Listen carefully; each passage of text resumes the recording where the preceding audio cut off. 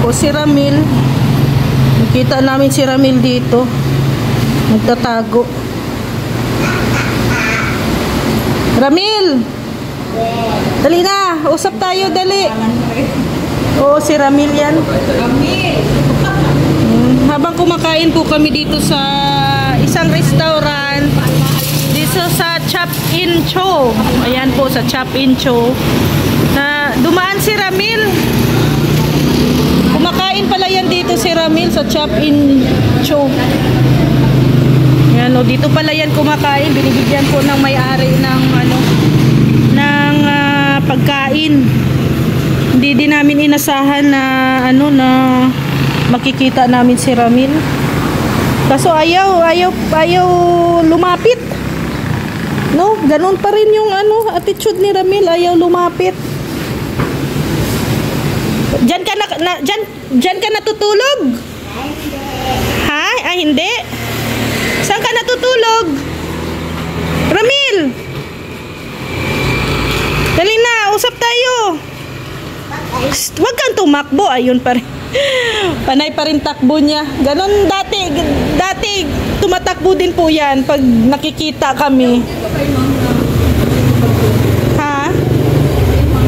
Hindi man, nakikipagkwentuhan siya. Ganyan siya, basta nahihiya. Ayaw magpayapos. Maligo ka muna niya.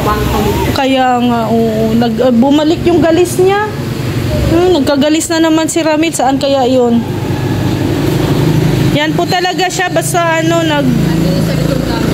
doon sa likod. Pero at least dito yan talaga dito yan siya naglalagi.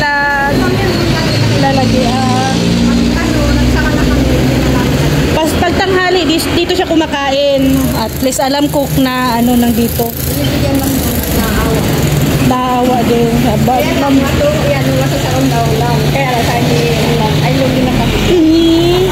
Pag matoro. Oo. Sige, at least alam po namin na nandito lang siya.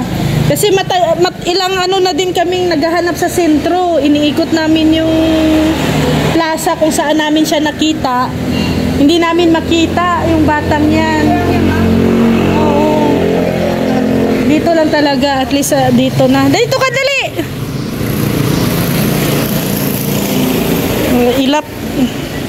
Ilap pa rin, nahihiya yan ay.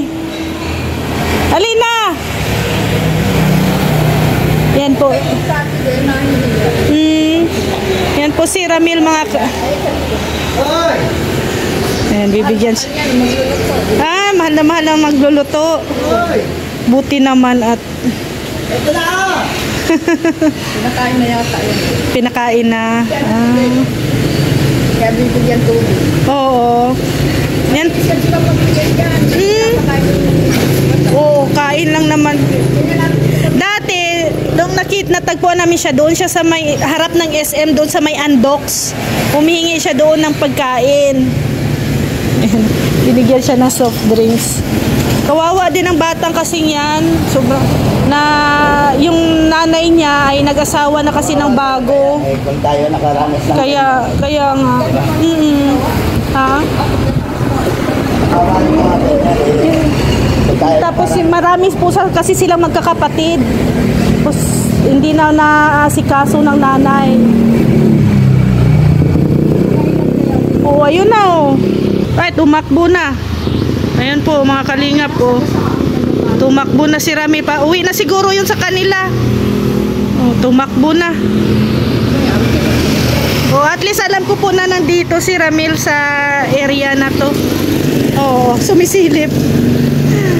Dati nakatira, dinala ko yan sa bahay namin. Habang nagagamot siya, dinala ko yan sa bahay. So, yung dami-dami talagang galis yan.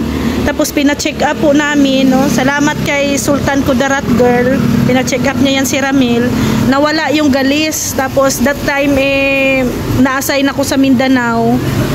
So, dinala ko yan dito sa Magula, sa nanay niya.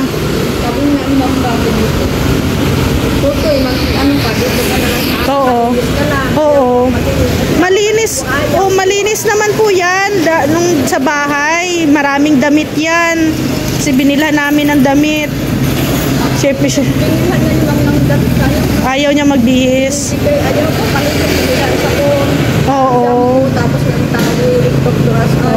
Iniwanan. Ay, di nagalit siya sa kanya. Bahala ka. Ano, wala kang mag-aasikaso kasi. Nakain nga si Ma'am. Ay, nagkakain rin dyan yung trapo kain na. Ang baho ka sa Oo. Doon siya tapos ko kausap siya. Oo. Kausap siya habang nagkakain. O dyan lang yung ano nila ay, dyan sa looban, doon sa dulo, yun yung bahay nila doon. Oo.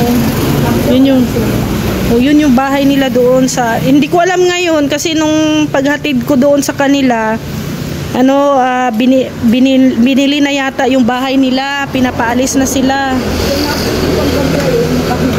Dito yan nakahiga. Paggabi dito yan siya. Abutan namin dyan pag nadating sa nila. Dito na siya nakatulog. Sige, kung at least kung kung gabi i-check ko siya dito kung dito siya naka Minsan wala, minsan na. pero dito lang talaga yan, Alawiaw.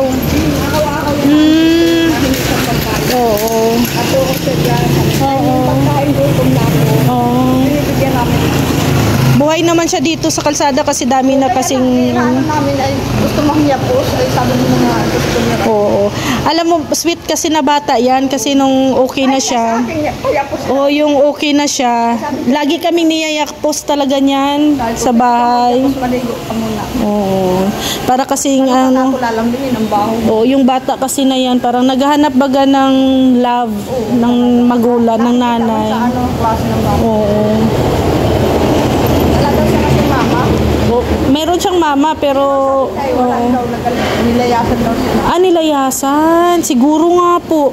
Kasi nung ay parang magtatrabaho yata yung pangalawang ama niya sa ibang lugar. Baka dinala yung nanay niya at naiwan sila. Kasi yung nanay niya at saka yung stepfather niya may isang anak. So ito sila sa unang tatay to, hindi sila tanggap ng unang asawa, nung pangalawang asawa ng nanay. Patay ng tatay niya. So, iniwan siguro sila ng kanyang nanay. Mayroong kapatid na babae diyan, mayroon diyan inampon. Pero hindi naman lahat sila ay pwedeng ampunin. Naawa din naman yung kapitbahay sa kanila. Yung isang anak lang na babae ang inampon. May mga kapatid pa yan na Ganyan yan. Gusto ko palang yung ma'am. Oo. Tatakbuhan siya ang pero siya. Kaya oo. Ganyan yan siya. Tumatakbo, oo. Pagtanghali, dyan din niya natulog. Nung dati ay naghabulan talaga kami niyan. Dito siya natutulog. Nakaupo. Naghihintay. Oo. Pag may nagdating na Customer. nahili akong pera. Oo, Sabi nasan. ng ibang pulis, ay, sinusugal mo, ayaw ko. Ano siya, mahilig nga lang siya sa computer. Binibigyan ko ang tulong. Ay, pagkain hindi. Pera. Pero, Gusto ng pera. Binibigyan siya ng pagkain. oo, at least alam ko na nandito lang pala si Ramil. Kaya lang na, sinusugat siya, hindi namin ko. Ha? Sinusugat. Yung galis nga niya. May kami niyan, may gamot kami niyan sa kanya. Doon sa pina-check up namin yan sa derma. Ang baho yan siguro, wala yung ganyan. Pag maliligo siya, kasi kasi nagkakagalis yan siya kasi dito kasi yan sa sa kalsada. Sa kalsada lang natutulog. Yung alikabok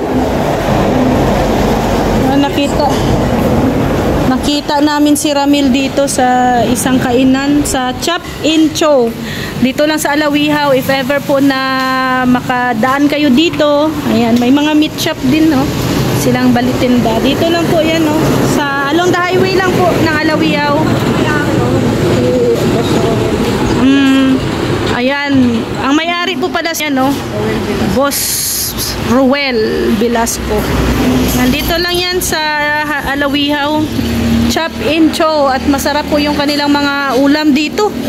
Nako, proven and tested po, no? Babalik-balik kami dito. Magano po kami, babalik-balik kami dito. At saka ang linis. natin. At binibigyan lang nila si Ramil ng pagkain kasi naawa din may Ako man si yung may-ari nito. Ako lang ang oo, may mga busila po na puso. sa amin doon. Oo.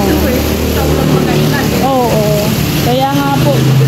Ayan, ay, at least no, nakita natin si Ramil dito. Grabe.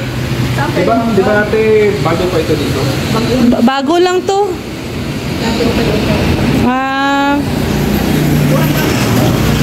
Hindi na bumalik si Ramil. No, nahiya, nagtago na.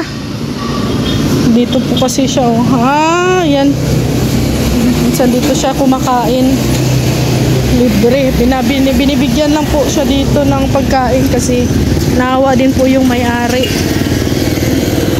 So, dito pala siya dumadaan. Nagtago. So yan po mga kalingap, sana po ay ulit natin si Ramil, matulungan ulit natin si Ramil. No, kawawa naman ang batang ito. Actually, nung bumalik po ako ng diet, isa si Ramil sa mga hinahanap ko talaga na makita ko sana, no. Pinapanalangin ko na makita sana. So sa hindi inaasahan, habang kumakain kami ni Rex dito, ay bigla siyang lumitaw, no? Bigla siyang lumitaw si Ramil, kaya nagulat din kami. At kilala niya kami, nag-hi siya sa amin, pero ayaw niyang lumapit. Siguro nahihiya. Ganon. So sana ay maano natin ulit yung puso ni Ramil, no?